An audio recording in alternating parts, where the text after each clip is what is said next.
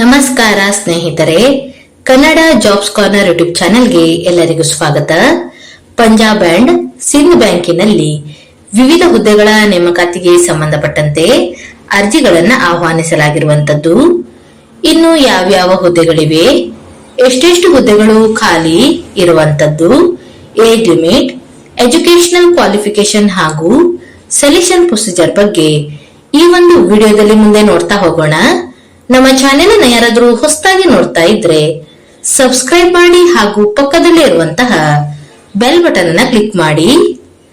Punjab and Sindh ಬ್ಯಾಂಕಿನಲ್ಲಿ local bank officer ಹುದ್ದೆಗಳ ಒಂದು ನೇಮಕಾತಿಗೆ ಸಂಬಂಧಪಟ್ಟಂತೆ ಅರ್ಜಿಗಳನ್ನ ಆಹ್ವಾನಿಸಲಾಗಿರುವಂತದ್ದು. ಇನ್ನು ಈ ಎಲ್ಲ ಹುದ್ದೆಗಳಿಗೆ ಅರ್ಜಿಗಳನ್ನ ಸಲ್ಲಿಸಲು ಪ್ರಾರಂಭ ದಿನಾಂಕವನ್ನ ನೋಡೋದಾದ್ರೆ ಮಾರ್ಚ್ 31ರಿಂದ ಏಪ್ರಿಲ್ 20ರ ಒಳಗೆ ಅಭ್ಯರ್ಥಿಗಳು ಅರ್ಜಿಗಳನ್ನ ಸಲ್ಲಿಸಬಹುದಾಗಿರುವಂತದ್ದು. ಇನ್ನು ಎಲ್ಲೆಲ್ಲಿ ಎಷ್ಟೆಷ್ಟು ಹುದ್ದೆಗಳು ಖಾಲಿ ಇದೆ ಅಂತ ನೋಡ್ತಾ ಹೋಗೋದಾದ್ರೆ ಭಾರತದಾದ್ಯಂತ ಒಟ್ಟು 1000 ಲೋಕಲ್ ಬ್ಯಾಂಕ್ ಆಫೀಸರ್ ಹುದ್ದೆಗಳು ಖಾಲಿ ಇರುವಂತದ್ದು. ಇನ್ನು ಆಯಾ ರಾಜ್ಯಗಳಿಗೆ ಸಂಬಂಧಪಟ್ಟಂತೆ ಖಾಲಿ ಇರುವಂತಹ ಹುದ್ದೆಗಳ ಬಗ್ಗೆ ಇಲ್ಲಿ ನೋಟಿಫಿಕೇಶನ್ ನಲ್ಲಿ ಎಲ್ಲಾ ಮಾಹಿತಿಯನ್ನ ಡೀಟೇಲ್ ಆಗಿ ನೀಡಲಾಗಿರುವಂತದ್ದು. ಇನ್ನು ನಮ್ಮ ಕರ್ನಾಟಕದ ಅಭ್ಯರ್ಥಿಗಳಿಗೆ ಎಷ್ಟೆಷ್ಟು ಹುದ್ದೆಗಳು ಖಾಲಿ ಇದೆ ಅಂತ ನೋಡ್ತಾ ಹೋಗೋದಾದ್ರೆ ಒಟ್ಟು 60 ಹುದ್ದೆಗಳು ಖಾಲಿ ಇರುವಂತದ್ದು. ಇನ್ನು ಕೆಟಗರಿ ವೈಸ್ ನೋಡ್ತಾ ಹೋಗೋದಾದ್ರೆ SC ಕೆಟಗರಿಯಲ್ಲಿ 9 ಹುದ್ದೆಗಳು ಖಾಲಿ ಇದೆ, ST ಕೆಟಗರಿಯಲ್ಲಿ 4 ಹುದ್ದೆಗಳು ಖಾಲಿ ಇರುವಂತದ್ದು, OBC ಕೆಟಗರಿಯಲ್ಲಿ 16 ಹುದ್ದೆಗಳು ಖಾಲಿ ಇದೆ, EWS ಕೆಟಗರಿಯಲ್ಲಿ 6 ಹುದ್ದೆಗಳು ಖಾಲಿ ಇರುವಂತದ್ದು, UR ಕೆಟಗರಿಯಲ್ಲಿ 25 ಹುದ್ದೆಗಳು ಖಾಲಿ ಇರುವಂತದ್ದು. ಹಾಗೆಯೇ ಫಿಸಿಕಲ್ ಡಿಸೇಬಲ್ ಇರುವಂತಹ ಅಭ್ಯರ್ಥಿಗಳಿಗೂ ಸಹ ಹುದ್ದೆಗಳು ಖಾಲಿ ಇದೆ. ಒಟ್ಟಾರೆ ಕರ್ನಾಟಕದಾದ್ಯಂತ 60 ಹುದ್ದೆಗಳು ಖಾಲಿ ಇರುವಂತದ್ದು. ಹೀಗೆ ಉಳಿದಂತ ರಾಜ್ಯಗಳಲ್ಲಿ ಖಾಲಿ ಇರುವಂತಹ ಹುದ್ದೆಗಳಿಗೆ ಸಂಬಂಧಪಟ್ಟಂತೆ ಇಲ್ಲಿ ಎಲ್ಲ ಮಾಹಿತಿಯನ್ನ ಡೀಟೇಲ್ ಆಗಿ ನೀಡಲಾಗಿರುವಂತದ್ದು. ಇನ್ನು ಏಜ್ ಲಿಮಿಟ್ ಬಗ್ಗೆ ನೋಡ್ತಾ ಹೋಗೋದಾದ್ರೆ ಅಭ್ಯರ್ಥಿಗಳು ಕನಿಷ್ಠ 20ರಿಂದ 30 ವರ್ಷದ ಒಳಗಿನ ಎಲ್ಲಾ ಅಭ್ಯರ್ಥಿಗಳು ಅರ್ಜಿಗಳನ್ನ ಸಲ್ಲಿಸಬಹುದಾಗಿರುವಂತದ್ದು. ಇನ್ನು ಆಯಾ ಕೆಟಗರಿಗೆ ಸಂಬಂಧಪಟ್ಟಂತೆ ಏಜ್ ರಿಲ್ಯಾಕ್ಸೇಷನ್ ಬಗ್ಗೆಯೂ ಸಹ ಇಲ್ಲಿ ಮಾಹಿತಿಯನ್ನ ನೀಡಲಾಗಿದೆ. SC ST ಕೆಟಗರಿಯ ಅಭ್ಯರ್ಥಿಗಳಿಗೆ 5 ವರ್ಷಗಳವರೆಗೆ ಏಜ್ ರಿಲ್ಯಾಕ್ಸೇಷನ್ ಅನ್ನ ನೀಡಲಾಗಿದೆ. OBC ನಾನ್ ಕ್ರಿಮಿ ಲೇಯರ್ ಅಭ್ಯರ್ಥಿಗಳಿಗೆ 3 ವರ್ಷಗಳವರೆಗೆ ಏಜ್ ರಿಲ್ಯಾಕ್ಸೇಷನ್ ಅನ್ನ ನೀಡಲಾಗಿರುವಂತದ್ದು. ಫಿಸಿಕಲ್ ಡಿಸೇಬಲ್ ಇರುವಂತಹ ಅಭ್ಯರ್ಥಿಗಳಿಗೆ 10 ವರ್ಷಗಳವರೆಗೆ ಏಜ್ ರಿಲ್ಯಾಕ್ಸೇಷನ್ ಅನ್ನ ನೀಡಲಾಗಿದೆ. ಇನ್ನು ಪರ್ಸನ್ ಅಫೆಕ್ಟೆಡ್ ಬೈ 1984 ಇಯರ್ಸ್ ಈ ಒಂದು ಅಭ್ಯರ್ಥಿಗಳಿಗೆ 5 ವರ್ಷಗಳವರೆಗೆ ಏಜ್ ರಿಲ್ಯಾಕ್ಸೇಷನ್ ಅನ್ನ ನೀಡಲಾಗಿರುವಂತದ್ದು. ಹಾಗೂ ಎಕ್ಸ್ ಸರ್ವಿಸ್ ಮೆನ್ ಅಭ್ಯರ್ಥಿಗಳಿಗೆ 5 ವರ್ಷಗಳವರೆಗೆ ಏಜ್ ರಿಲ್ಯಾಕ್ಸೇಷನ್ ಅನ್ನ ನೀಡಲಾಗಿದೆ. ಇನ್ನು ಎಜುಕೇಶನಲ್ ಕ್ವಾಲಿಫಿಕೇಶನ್ ಬಗ್ಗೆ ನೋಡ್ತಾ ಹೋಗೋದಾದ್ರೆ ಪದವಿಯನ್ನ ಪೂರ್ಣಗೊಳಿಸಿರುವಂತಹ ಎಲ್ಲಾ ಅಭ್ಯರ್ಥಿಗಳು ಈ ಒಂದು ಹುದ್ದೆಗಳಿಗೆ ಅರ್ಜಿಗಳನ್ನ ಸಲ್ಲಿಸಬಹುದಾಗಿರುವಂತದ್ದು. ಹಾಗೂ ಅಭ್ಯರ್ಥಿಗಳು ಈ ಒಂದು ಹುದ್ದೆಗಳಿಗೆ ಸಂಬಂಧಪಟ್ಟಂತೆ ಎಕ್ಸ್ಪೀರಿಯನ್ಸ್ ಅನ್ನು ಸಹ ಹೊಂದಿರಬೇಕಾಗಿರುವಂತದ್ದು. ಕನಿಷ್ಠ 18 ತಿಂಗಳ ಕಾಲ ಅಭ್ಯರ್ಥಿಗಳು ವರ್ಕ್ ಎಕ್ಸ್ಪೀರಿಯನ್ಸ್ ಅನ್ನ ಹೊಂದಿರಬೇಕಾಗಿರುತ್ತದೆ.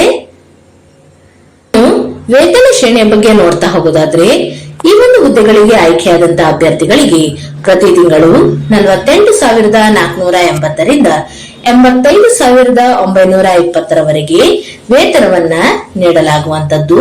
ಹಾಗೂ ಇದರ ಜೊತೆಗೆ ಅದರ್ ಅಲೋವೆನ್ಸಸ್ ಸಹ ಇರುತ್ತದೆ.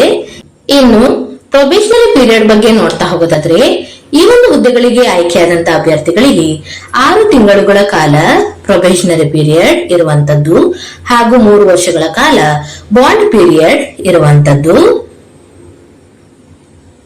ಇನ್ನು ಸೆಲೆಕ್ಷನ್ ಪ್ರೊಸೀಜರ್ ಬಗ್ಗೆ ನೋಡ್ತಾ ಹೋಗೋದಾದ್ರೆ ಅಭ್ಯರ್ಥಿಗಳಿಗೆ ಮೊದಲನೆಯದಾಗಿ ರಿಟರ್ನ್ ಟೆಸ್ಟ್ ಅನ್ನ ನಡೆಸಲಾಗುವಂತದ್ದು. ಇನ್ನು ರಿಟರ್ನ್ ಟೆಸ್ಟ್ ನಲ್ಲಿ ಕ್ವಾಲಿಫೈ ಆದಂತಹ ಅಭ್ಯರ್ಥಿಗಳಿಗೆ ಸ್ಕ್ರೀನಿಂಗ್ ಟೆಸ್ಟ್ ಅನ್ನ ನಡೆಸಲಾಗುತ್ತದೆ. ನಂತರ ಪರ್ಸನಲ್ ಇಂಟರ್ವ್ಯೂ ಅನ್ನ ನಡೆಸಲಾಗುವಂತದ್ದು. ಹಾಗೂ ಪರ್ಸನಲ್ ಇಂಟರ್ವ್ಯೂ ನಲ್ಲಿ ಕ್ವಾಲಿಫೈ ಆದಂತಹ ಅಭ್ಯರ್ಥಿಗಳನ್ನ ಫೈನಲ್ ಮೆರಿಟ್ ಲಿಸ್ಟ್ ಅನ್ನ ಮಾಡಲಾಗುತ್ತದೆ. ಇನ್ನು ಲೋಕಲ್ ಲ್ಯಾಂಗ್ವೇಜ್ ಟೆಸ್ಟ್ ಬಗ್ಗೆಯೂ ಸಹ ಇಲ್ಲಿ ಮಾಹಿತಿಯನ್ನ ನೀಡಲಾಗಿದೆ. ಕೊನೆಯದಾಗಿ ಫೈನಲ್ ಸೆಲೆಕ್ಷನ್ ಅನ್ನ ಮಾಡಲಾಗುವಂತದ್ದು.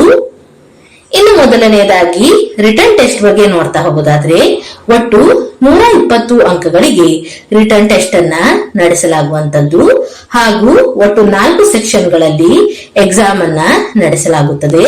ಮೊದಲನೆಯದಾಗಿ ಇಂಗ್ಲಿಷ್ ಲ್ಯಾಂಗ್ವೇಜ್ ಮೇಲೆ ಒಟ್ಟು 30 ಅಂಕಗಳು ಇರುವಂತದ್ದು ಹಾಗೂ 30 ನಿಮಿಷಗಳ ಕಾಲಾವಕಾಶವನ್ನ ನೀಡಲಾಗುವಂತದ್ದು. ಇನ್ನು ಬ್ಯಾಂಕಿಂಗ್ ನಾಲೆಜ್ ಮೇಲೆ ಒಟ್ಟು 40 ಅಂಕಗಳು ಇರುತ್ತವೆ ಹಾಗೂ 40 ನಿಮಿಷಗಳ ಕಾಲಾವಕಾಶವನ್ನ ನೀಡಲಾಗುವಂತದ್ದು.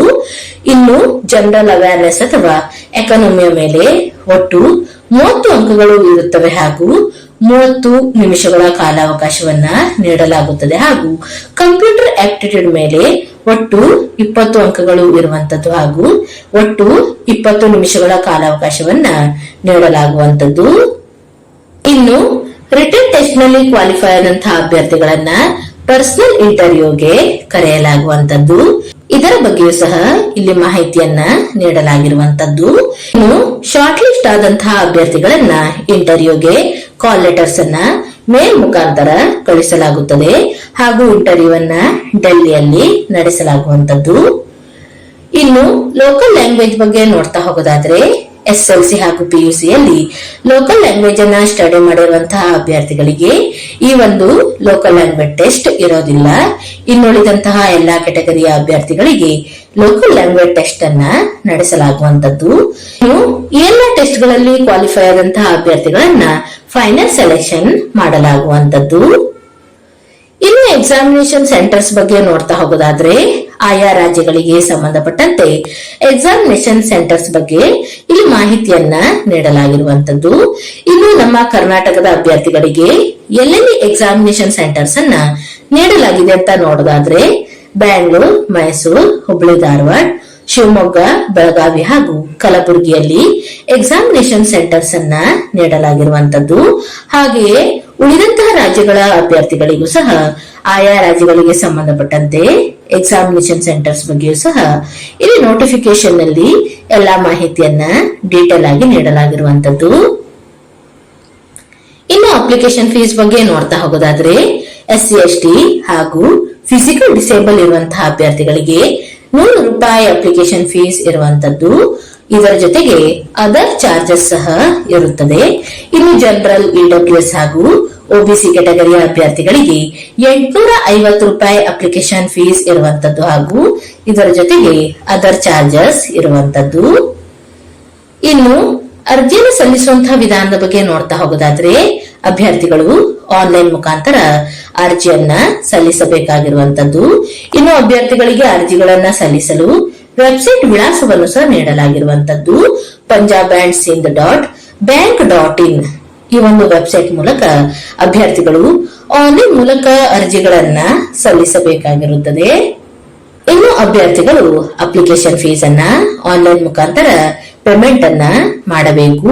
ಅಂದರೆ debit card, credit card, internet banking, IMPS ಹೀಗೆಯೇ ಆನ್ಲೈನ್ ಮುಖಾಂತರ ಅಪ್ಲಿಕೇಶನ್ ಫೀಸ್ ಅನ್ನ ಪೇಮೆಂಟ್ ಮಾಡಬೇಕಾಗಿರುತ್ತದೆ. ಇನ್ನು ಆಸಕ್ತ ಮತ್ತು ಅರ್ಹ ಅಭ್ಯರ್ಥಿಗಳು ಈ ಒಂದು ಹುದ್ದೆಗಳಿಗೆ ಅರ್ಜಿಗಳನ್ನ ಸಲ್ಲಿಸಬಹುದು.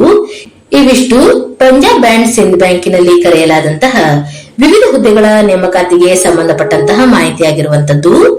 ಈ ಒಂದು ವಿಡಿಯೋ ನಿಮಗೆ ಇಷ್ಟವಾಗಿದ್ದಲ್ಲಿ ಒಂದು ಲೈಕ್ ಮಾಡಿ, ಶೇರ್ ಮಾಡಿ ಹಾಗೂ ಸಬ್ಸ್ಕ್ರೈಬ್ ಮಾಡಿ. ಜೊತೆಗೆ ಪಕ್ಕದಲ್ಲೇ ಇರುವಂತಹ ಬೆಲ್ ಬಟನ್ ಅನ್ನು ಕ್ಲಿಕ್ ಮಾಡಿ.